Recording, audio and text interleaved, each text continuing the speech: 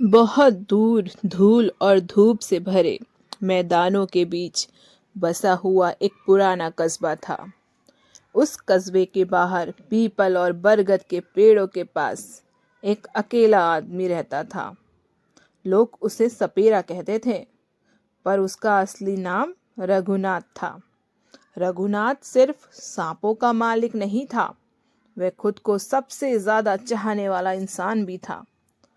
उसे अपने जीवन से, अपनी आज़ादी से और अपने हुनर से बेइंतहा मोहब्बत थी। रघुनाथ के पास दर्जनों सांप थे, नाग, नागिन, धामन, करेत, यहाँ तक कि कुछ ऐसे सांप जिनका नाम लोग सुनते ही डर जाते थे। लेकिन रघुनाथ के लिए वे डर नहीं, परिवार थे। वह हर सांप को पहचानता था, उसकी आंखों में देखकर उसका मिजाज समझ लेता था। कोई बीमार हो तो वह खाना छोड़ देता, कोई उदास हो तो वह रात भर बीन बजाता रहता। रघुनाथ सुबह सबसे पहले खुद को आईने में देखता। वह अपने लंबे बालों, चौड़े मूछी और मजबूत शरीर को देखकर मुस्कुराता। रघुनाथ, वह खुद से कहता, तो किसी राजा से कम नहीं। ये घमंड नहीं था, बल्कि उसका आत्मसम्मान था। उसने दुनिया से कभी भीख नहीं मांगी, जो कमाया अपने हुनर से कमाया था। उसका रोज का काम था सांप का तमाशा दिखाना। वह कस्बों, मेलों, हाट, बाजारों में जाता, गोल घेरा बनाता। बच्चे पेड़ों पर चढ़ जाते और औरतें डरते डरते आंखें खोलती, और रघुनाथ जमीन पर बैठकर बीन बजाता और टोकरियों के ढक्कन खुलते जाते। एक एक करके सांप बाहर आते, फन फैलाते और लहराते हुए नाचते। लोगों की तो सांस रुक जाती, पर रघुनाथ की आवाज गूंजती, डरो मत, ये सांप तो मेरा दोस्त है। जब तक मैं हूं, ये किसी को नुकसान नहीं पहुंचाएगा। उसकी सबसे खास सांपनी थी शांभवी, काली चमकदार नागिन, जिसकी आंखों में अजीब सी बुद्धिमानी थी। रघुनाथ उससे बातें करता जैसे वह इंसान हो। शांभवी, आज कमाल दिखाना है, आज पेट भी भरना है। रात मासा खत्म होते ही लोग पैसे फेंकते, कोई सिक्के, कोई नोट। रघुनाथ सब उठाकर पहले गिनता, फिर मुस्कुरा कर कहता, देखा, आज भी मेरा हुनर जिंदा है। लेकिन रघुनाथ का जीवन सिर्फ तालियों और पैसों तक सीमित नहीं था। रात को जब सब सो जाते, वे अपने डेरे में बैठकर आग जलाता, सांपों के साथ बात करता। लोग कहते अकेला है, पर वो हंसता है। पर जिसे खुद का साथ मिल जाए, वह कभी अकेला नहीं होता।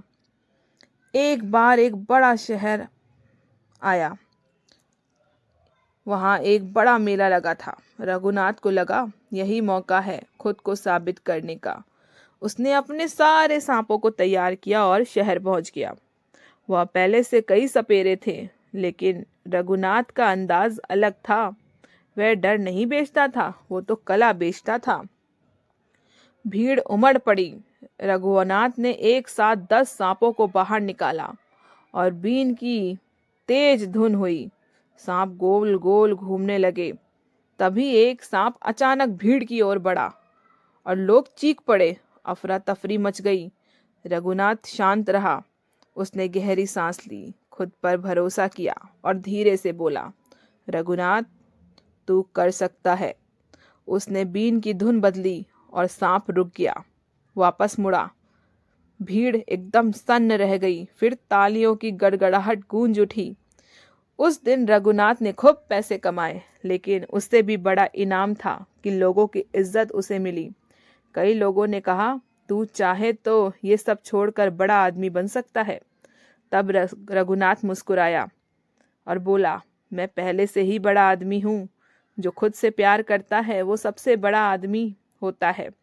समय बीतता गया, उसकी उम्र बढ़ी, हाथों की पकड़ ढीली हुई, लेकिन आत्मविश्वास वैसा ही रहा।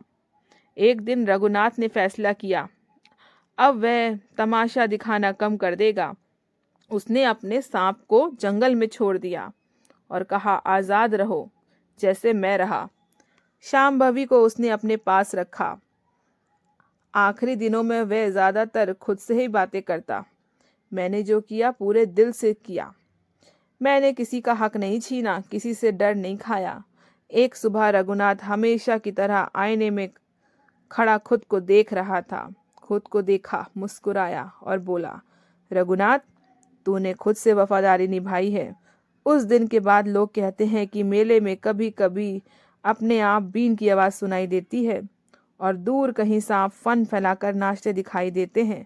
जैसे रघुनाथ आज भी कह रहा हो, जो इंसान खुद से प्यार करना सीख ले वही असली सपेरा होता है, चाहे सांपों का हो या जिंदगी का। आपको हमारी आज की कहानी अच्छी लगे तो वीडियो को लाइक कीजिए और चैनल को सब्सक्राइब करें।